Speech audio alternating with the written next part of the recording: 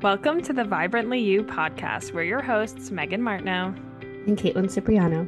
In this podcast, we talk about fitness and nutrition on your motherhood journey. Whether you are trying to conceive, pregnant, postpartum, or beyond, you are welcome here. Nothing is off limits, and our goal is to support you in this important season of life so that you can feel vibrantly you. As a reminder, this information is not medical advice. Please see the show notes for more details. Welcome back to the Vibrantly You podcast. Today, we're going to be continuing our coffee chit chat series, and we are going to be talking about whether or not you make the decision to tell people you are pregnant early on in that first trimester. This is something that both Caitlin and I have been having conversations around lately with both clients and friends. So we thought it would be a good podcast topic to talk about with you today. So we'll talk about the pros, the cons, as well as how we made our individual choices in our pregnancies. So, you want to start with the pros, Caitlin? What are some reasons why someone might want to share with people early on in pregnancy, like, announcing that they're pregnant, even as soon as like finding out? Yeah.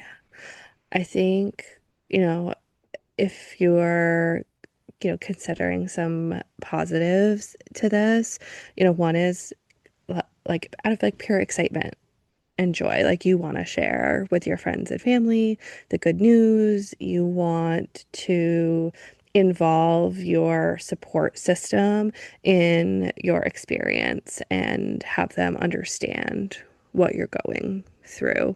And I think you could also say that that may extend into like your workplace, like with your employer, wanting them to understand what you're going to be going through because you may be exhibiting things like lower energy, nausea, vomiting, and depending what your role is, they might really need to like know like, hey, what's going on?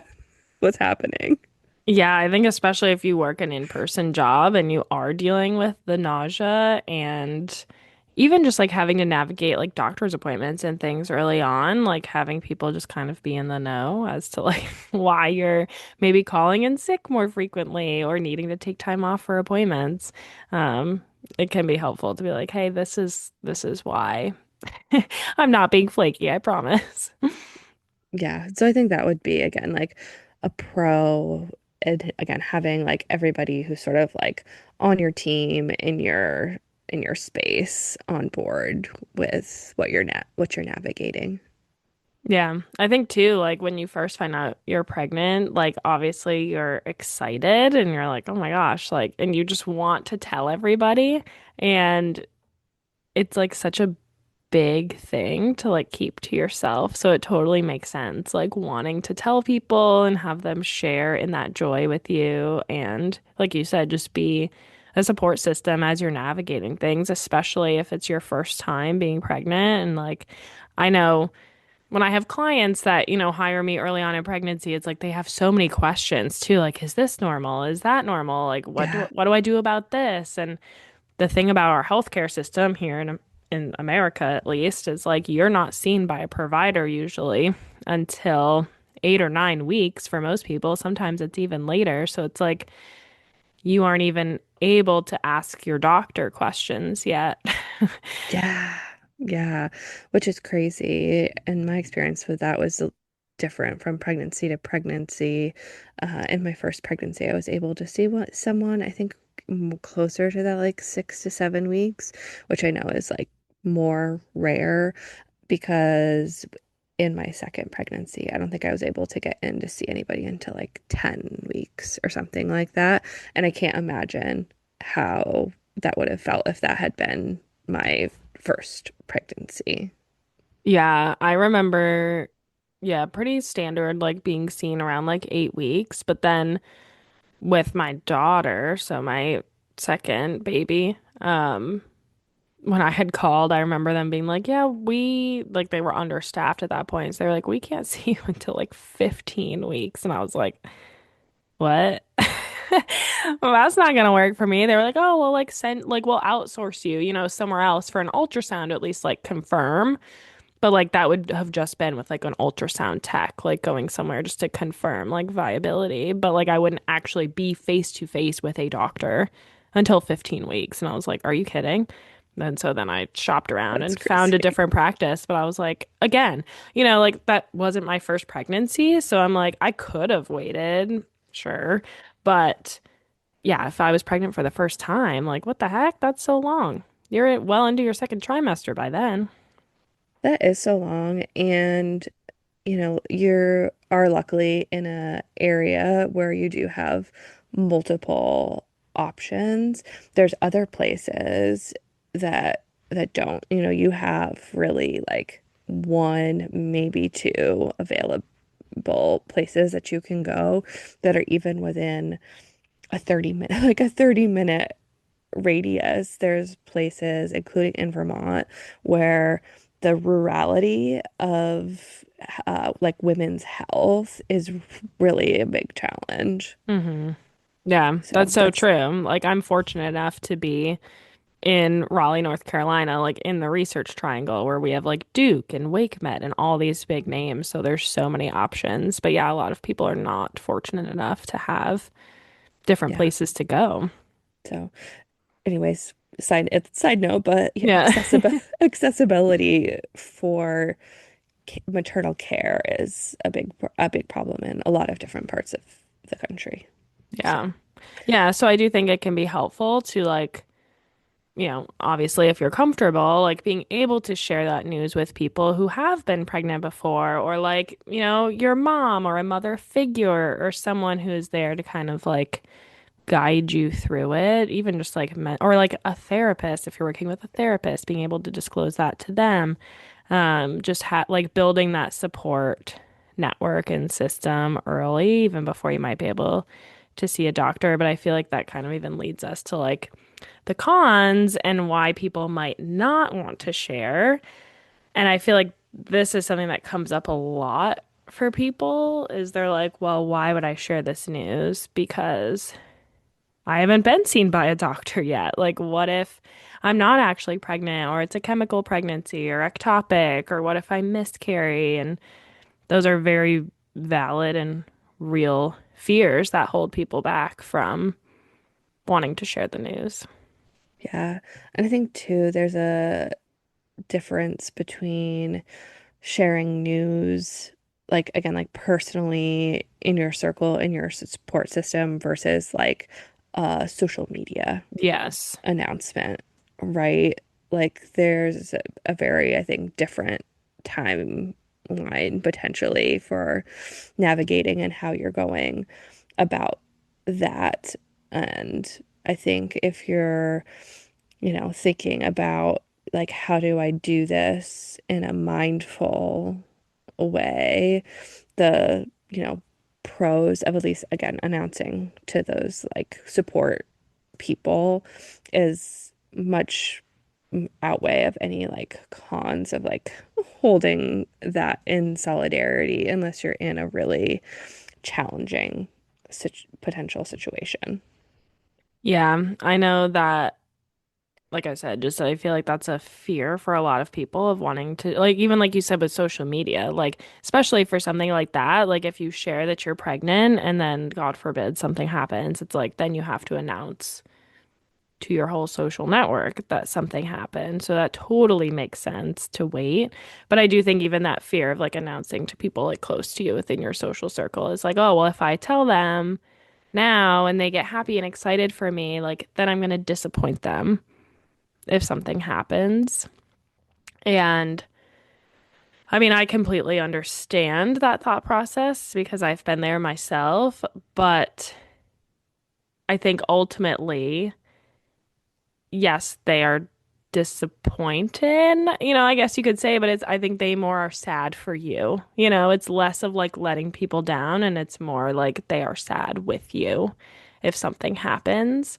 And in a way that brings you more support, right? Because then you have Yeah. people that are there with you through this tough time and able to support you rather than having to tell them after the fact, like, hey, I was pregnant, now I'm not.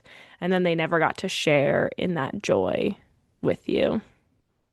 I always think it's a very interesting decision when people, um, that maybe have, a decent like social media presence potentially choose not to announce at all. And then they're like, oh wait, here's my baby. I just had it. And you're Yeah. like, what? I do feel like that's a trend lately too, is like hard launching babies and waiting until they're Oh my born. God. I could not. Like, that's wild. I understand like potentially waiting until later in the pregnancy. I did that with my daughter. I don't think I outwardly announced it, except for, people that were close to me until about 20 weeks.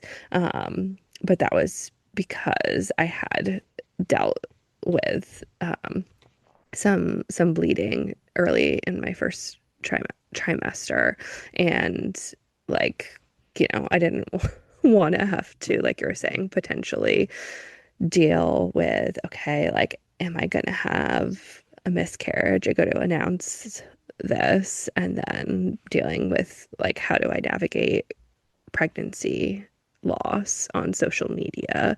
And I was not at that time have the mental capacity of how would I do that?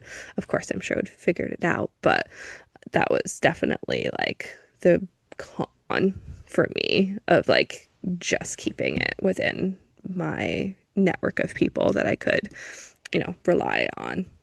Yeah, and I think you bring up a good point. Like, if you do announce early on social media and then something happens, it's like not only are you dealing with your own grief and moving through that, but you're having to do so publicly, Yeah, you know?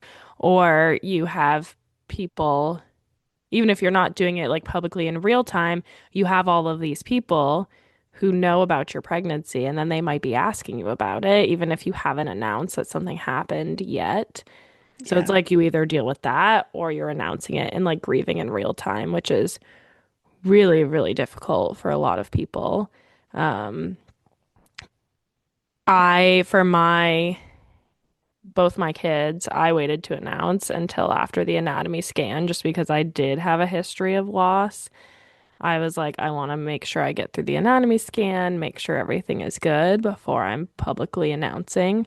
Um, yeah, with my first pregnancy that did end in loss, I had never announced it before.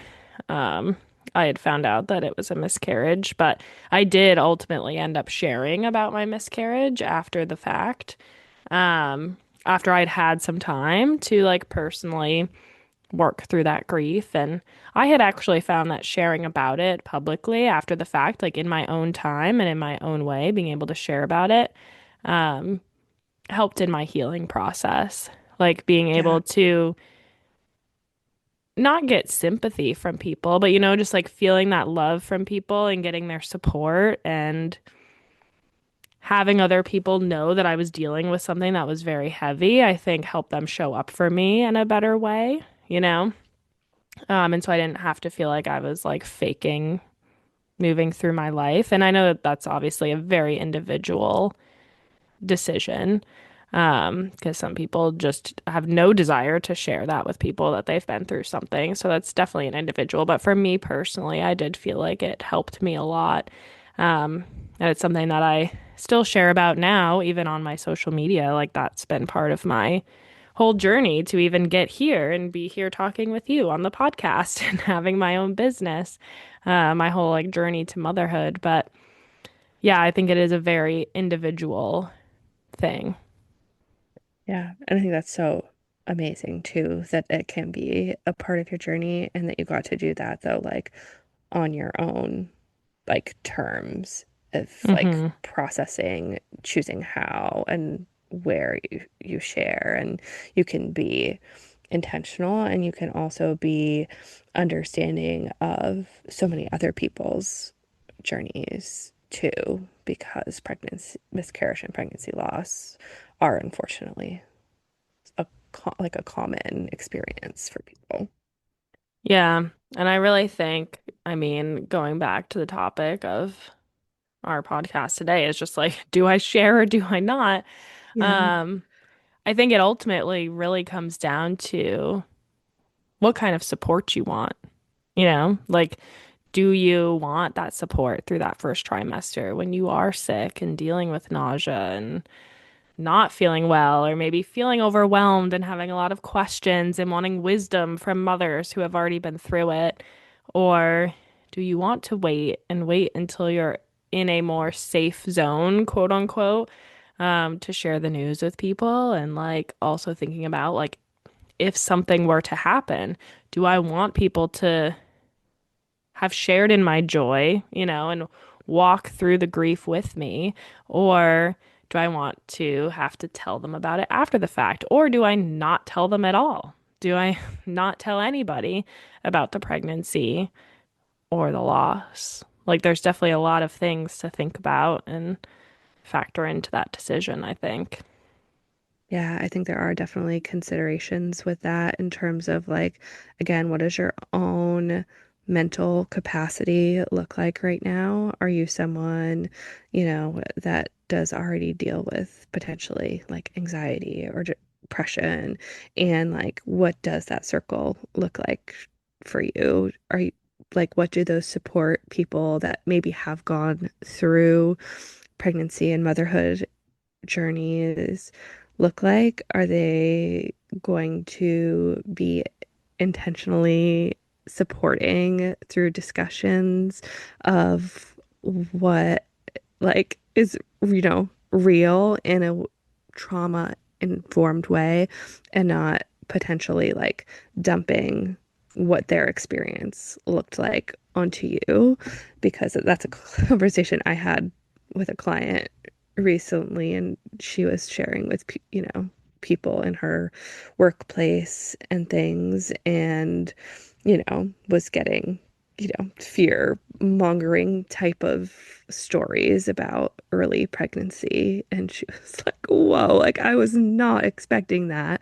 And, luckily she is in a good place mentally, but I can imagine if you were someone that deals with anxiety, that would not be a great way to have your network show up for you. Yeah, I mean, I think that's a good thing to bring up too. I even see that on threads. Like people will be like, "How is it?"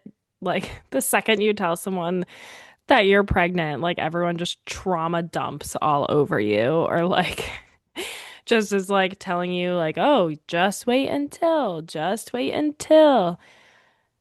And I find it so interesting. We should really get like a perinatal mental health professional on this podcast to like talk through this specifically because I do find it so interesting that that's like one of the first things that people, and I don't think people mean it in a malicious way at all. No, absolutely I not. I think it really relates to the fact that like we have a lack of support, a lack of village in motherhood in general, and people are like, "Oh, finally, someone I can talk to about how hard pregnancy is and all these things that happened to me." But it's like someone who just found out they are pregnant is not the person Yeah, to do that with. totally. And I agree with you. I don't think that when people do this, that it's like in malicious intent. I think it is coming from a place of like, oh, I can share this experience that I went through with someone now because I didn't know that this could be a thing. And so I want this person to know that it Yes. is a thing. But it's, and that, not that that's a bad thing, but it's just how you present and you share that information with someone. And if you don't have that kind of like background in a more of a professional sense, then it becomes very, I think, challenging for the person that's receiving it. Yeah. Right. Like it's a very thin line between like supporting someone and like helping to guide them Yeah. versus unsolicited advice. It's very hard. Um, I think too, like the older generations are really guilty of this. I just know a lot of my clients will be like, "Oh, I told my mom that I want to do X, Y, and Z." And, the mom is just like, "You shouldn't do that. Here's what you need to do. Here's what I did." So kind of like what you were saying before, just being mindful of like who you're sharing things with, like thinking ahead of time, like, how are they gonna respond to this, or how are they gonna support me or not Yeah. support me? And I know sometimes that's like a little shit, like a little shitty to think It is. think about, but I think if you have to protect your peace during your pregnancy, and there are certain things that you're probably going to choose like not to disclose to certain people based on how you think that they might take that information in. Yeah, or even like sharing like your birth preferences. You know, people have a lot of thoughts about that. So even finding people who are more neutral or like talking with your doula or your therapist or like people who are gonna stay in a more like neutral stance and support you. Whereas like, yeah, your mom might be a little more influential in how she's approaching your birth preferences or even like your best friend, you know, like some people are gonna be like, you shouldn't do this. Um, and so, yeah, just those more like quote unquote controversial things like birth plans or I Yeah. don't know, I can't think of something else, but like even like early postpartum things, you know, like the areas where people just have a lot of opinions based on their own experiences, Yeah. taking Yeah, those into absolutely. consideration. Yeah. And take some of those, like if you are on the receiving end of those types of things, um, you can try to take that information in from a neutral place yourself and just say, like, okay, this person is like directly sharing from their experience, and there may be some trauma there Hmm. in their answer. And like, I don't need to carry like their trauma into my experience. If they're telling me about, postpartum hemorrhaging or a loss that they had themselves, like, okay, let me do my own like evidence-based research. Like, where is like a literature-based article or like the evidence-based birth Yep, I was podcast, just gonna for say that. example, that like I could take, like, okay, this was their experience, but like, how can I learn the information from a neutral place so that I'm Yes. informed, which is important, but I'm not like living in fear based on like what happened to this other person. Yeah, I love that. Like, take the information that they're sharing, because, like we said, a lot of times it's not from a malicious place. It's like a, hey, I want to warn you about this, but then it's like coming with a lot of emotion or like trauma from that person too. And instead, trying to like peel out the information piece and then, Yeah. like you said, go to like evidence-based birth or something where you're like, okay, let me take that little nugget, look up things on it. So I'm looking Yeah. at it from a more neutral place. I think that's great advice. Yeah. And we can link that in the show notes, but that podcast is great. And there's almost any topic about Hmm. pregnancy and postpartum that you could imagine on there. Yeah, it's a great resource. I think that's probably a good place for us to wrap up too with this topic. Yeah. So hopefully, if you're listening, you found this helpful. Like Caitlin said, we'll leave a link in the show notes for evidence-based birth. I'll also leave a link too for PSI International, which is for perinatal mental health professionals. If you're looking for somebody to support you throughout your pregnancy and postpartum and beyond. That is a great resource to find mental health therapists that are specifically trained to work through the perinatal period. So that's it for today. Thanks for joining us for this coffee chit chat, and we will be back next week.